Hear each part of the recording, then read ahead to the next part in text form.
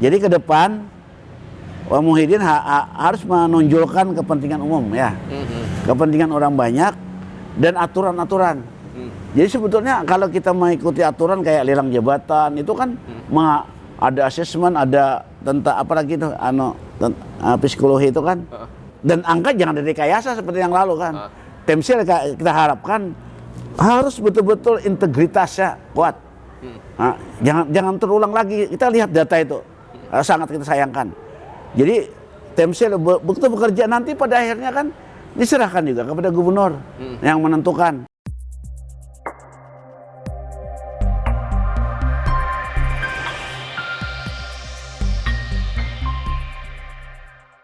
Assalamualaikum warahmatullahi wabarakatuh. Berjumpa kembali kita dalam ngopi ngobrol pinggiran akhir pekan, dialog yang diinisiasi oleh jejakrekam.com dan jrnews.co.id, media online di Kalimantan Selatan. Kali ini kita berbeda dari ngopi-ngopi sebelumnya. Kali ini kita berada di kampus Sekolah Tinggi Ilmu Hukum Stih Sultan Adam, Banjarmasin. Kali ini yang akan kita bahas ada hal menarik di beberapa hari ini ketika PLT Gubernur Pak Haji Muhyiddin bertemu dengan Menteri Dalam Negeri untuk minta persetujuan izin untuk melakukan asesmen sejumlah JPT, Jabatan Pimpinan Tinggi Pratama di lingkungan pemerintah Provinsi Kalimantan Selatan. Itu yang akan kita bahas dalam ngopi kali ini. Sudah hadir Guru Besar Fakultas Hukum Universitas Lampung Mangkurat yang juga Ketua Sekolah Tinggi Ilmu Hukum Stih Sultan Adam, Banjarmasin, Bapak Profesor Dr. Muhammad Hadin Muhjaz. Assalamualaikum Pak Prof. Waalaikumsalam. Terima kasih, hari ini kita ngopinya berbeda. Nah, biasanya kita di ADMI, kali ini kita ada di kampus Pak Prof. Nah, Pak Prof, kan hari ini yang ramai menjadi perbincangan yang kemudian juga banyak komentar orang soal rencana PLT Gubernur Pak Haji Muhyiddin yang sekarang kan menjadi PLT Gubernur untuk melakukan asesmen atau semacam uji kepatutan dan kelayakan lah untuk mencari kira-kira siapa pimpinan JPT di lingkungan pemerintah Provinsi Kalimantan Selatan. Jadi yang ada sekarang itu akan dilakukan asesmen, termasuk misalnya apakah ada yang dari kabupaten dan kota yang akan naik ke provinsi yang juga nanti akan mendaftar. Artinya nanti akan ada seleksi, Pak Prof. Pak Prof menanggapinya seperti apa? Ya, jadi ini menurut analisis kita kan sepeninggalan gubernur yang lalu, dalam pengamatan kita kan pemerintahan ini kayaknya dibuat main-mainan gitu. Ini kan milik publik lah, milik masyarakat semua. Diperhatikanlah orang, kan banyak orang yang berkarir, itu diperhatikan, jangan asal-asalan. Nah, maka langkah yang diambil oleh PLT gubernur kita, nah itu langkah yang tepat untuk merasionalisasi pemerintahan, nah, supaya betul-betul birokrasi kita ini birokrasi yang sehat gitu kan, nah, sehat. Mereka yang nanti dipilih, kita harapan kita kan lah ya, yang akan duduk ke sana orang yang memang mempunyai kemampuan, nah, ya diterima lah, nah, diterima oleh banyak orang. Nah, jadi bekerja berkualitas dan diterima oleh apa namanya karyawan-karyawannya, diterima oleh masa yang ada di dinas itu. Pak Prof, kan kalau kita bicara seleksi JPT itu kan sudah sering, misalnya sebelum-sebelumnya kan juga dilakukan. Kira-kira seleksi JPT akan datang ini berbeda nggak, Prof? Karena kan kalau kita lihat nih, secara khusus misalnya Pak PLT Gubernur menghadap Menteri Dalam Negeri bersama dengan Sekretaris Daerah untuk kemudian mendiskusikan soal itu. Nah, kan orang sering kadang juga menganggap seleksi yang dilakukan oleh tim sel itu kadang-kadang hanya sekedar formalitas. Jangan-jangan misalnya ada orang yang memang sudah dipersiapkan dari awal untuk kemudian menjabati sesuatu misalnya. Kan tim sel ini ada di level provinsi, ada juga misalnya tim sel di kabupaten dan kota ketika akan menentukan jabatan kepala dinas, termasuk jabatan seorang sekretaris daerah misalnya kan Pak Prof. Ya. Sebetulnya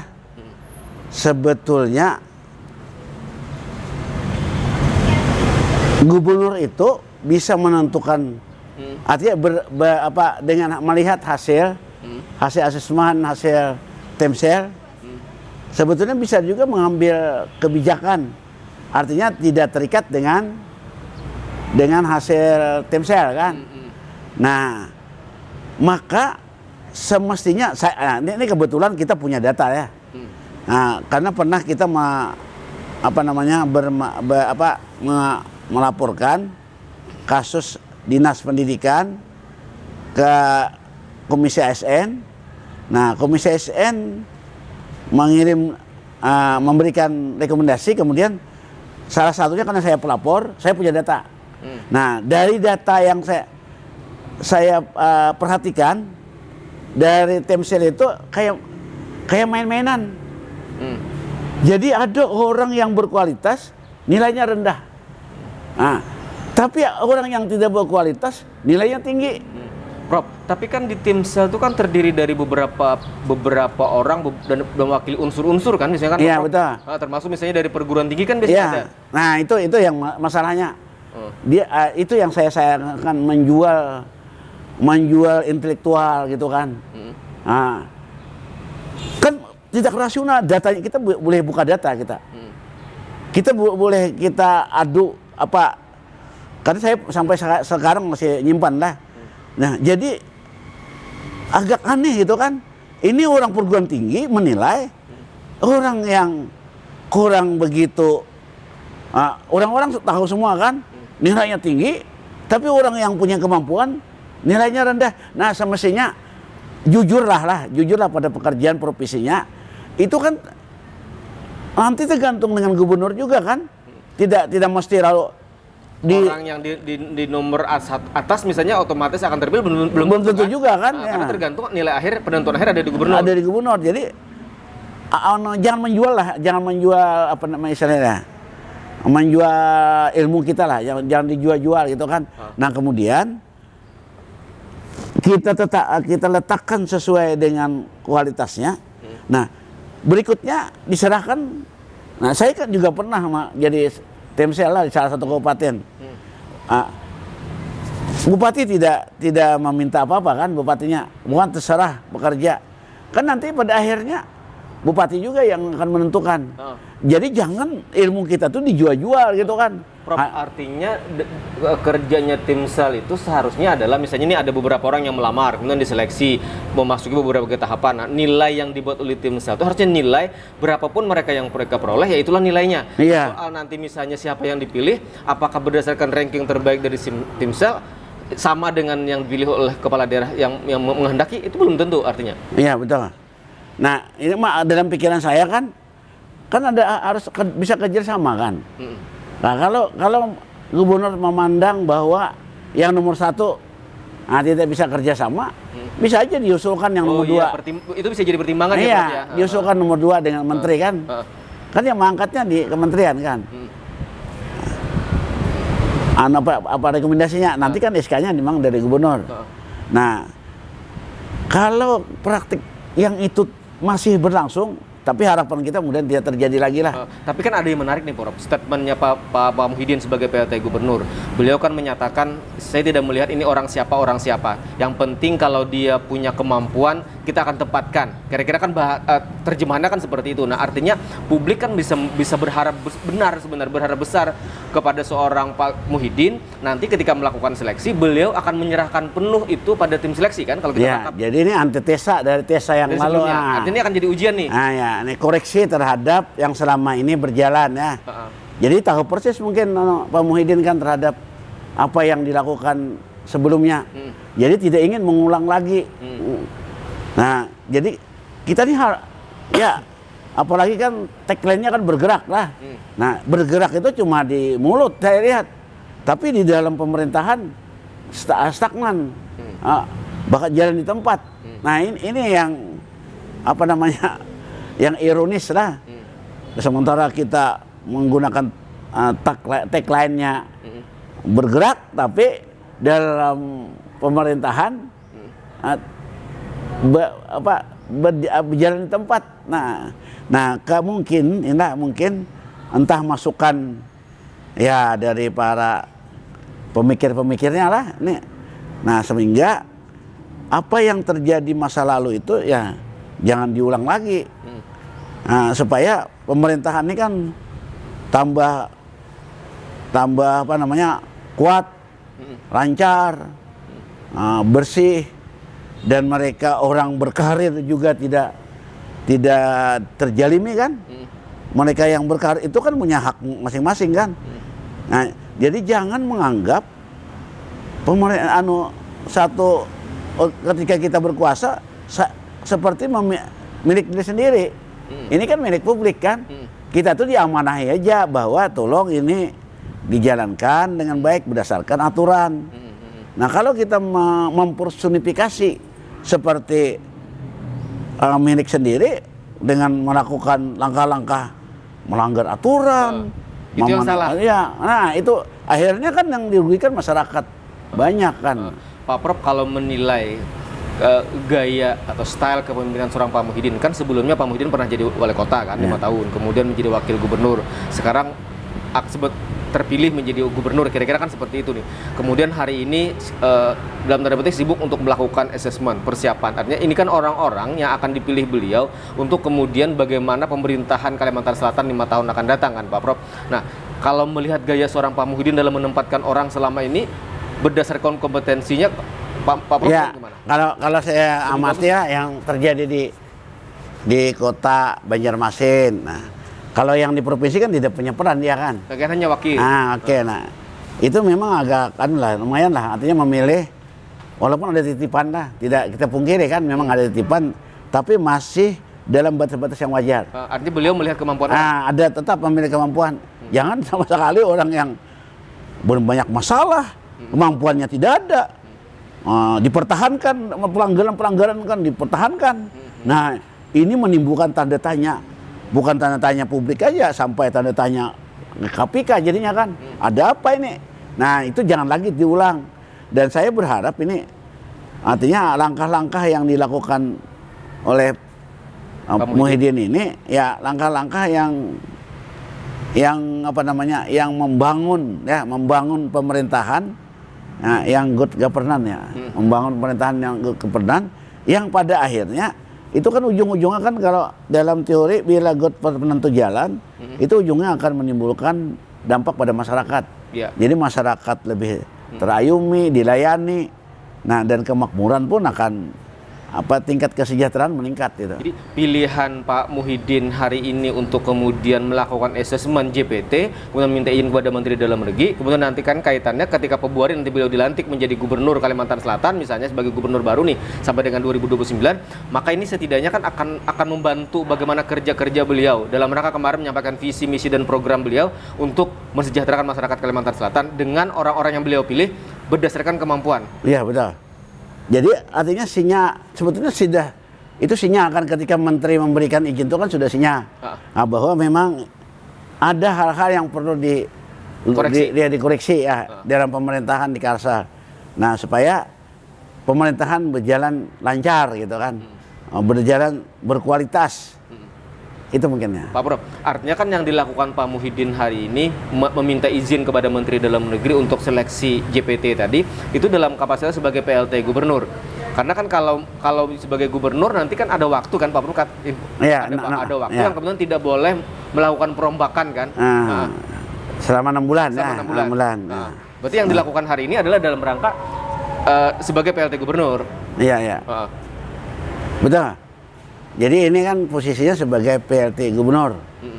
Nah, karena itu dia meminta izin dan diberitahu ke publik kemarin kan bahwa dapat izin dari menteri untuk melakukan asesmen, mengisi kekosongan atau istilahnya merasionalisasi lah pemerintahan Provinsi Kalimantan Selatan.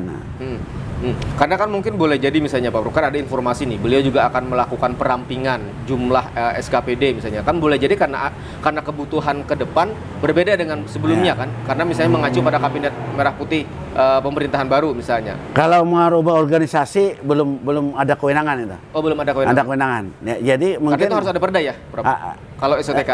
Karena kan PLT itu 3 yang tidak boleh dilakukan. Nah, keuangan, perampingan organisasi, kepegawaian. Itu batasan kewenangan PLT. Nah, PLT. Jadi kalau ini mungkin mengisi kekosongan-kekosongan, merasionalisasi pemerintahan gitu kan. Heeh. Nah, kemungkinan lalu Jadi assessment ini boleh jadi dalam rangka merasionalisasi. iya merasionalisasi. Melihat orang ini harusnya kompetensinya ditempatkan di mana itu Iya. masuk nggak? Masuk kewenangan nggak? Masuk gitu ya. Masuk ya. dalam kewenangan PLT. Iya. Heeh. Tapi kalau nanti di Februari beliau sudah dilantik menjadi gubernur 2025-2029, maka beliau memiliki kewenangan full. Full, benar full. Nah, tidak dibatasi 3 hal tadi kan. Heeh. Ya, itu yang disebutkan di Undang-Undang 30 2014. Nah, seorang PLT tidak bisa melakukan 3 hal itu. Jadi kalau melakukan perampingan, merasionalisasi lah, merasionalisasi organisasi pemerintahan provinsi, nah untuk mendukung pemerintahan mungkin itu secara definitif dan sesuai ketentuan dia sudah mempunyai kewenangan penuh. Setelah 6 bulan. 6 bulan. Untuk yang tadi melakukan perubahan. Ya. Pak Prof, terakhir, kira-kira tantangan ke depan yang paling besar yang harus kemudian dihadapi dan seorang Pak Muhyiddin nanti bersiap misalnya sebagai seorang gubernur ke Kalimantan Selatan. Kita seringkali mengkritik banyak hal misalnya terkait dengan pelayanan publik, bagaimana penempatan orang di dalam jabatan sebagai kepala SKPD dan segala macam misalnya Pak Prof. Catatan penting Pak Prof untuk Pak Muhyiddin ke depan kalau nanti menjadi gubernur Kalimantan Selatan dilantik di bulan Februari. Ya, jadi kan sebetulnya kita tidak bisa memungkiri lah bahwa banyak orang yang dalam tanda petik lah mempunyai jasa naiknya berperan naiknya menjadi gubernur, dan mereka tentu saja meminta imbalan kan jabatan. Itu wajar. Wajar lah. Nah, tapi kan mereka itu harus dipilih-pilih juga, jangan karena dia orang tidak mampu maka tempatkanlah. Karena bukan tidak ada tempat, ada tempatnya tapi sesuai dengan kemampuannya. Bukan tidak ada tempatnya tapi ditempatkan sesuai kemampuan. Sesuai kemampuan. Ya. Jangan dipaksa-paksa. Jadi pengalaman yang ada sudah jadi pelajaran. Jadi ke depan Pak Muhyiddin harus menonjolkan kepentingan umum ya. Kepentingan orang banyak dan aturan-aturan.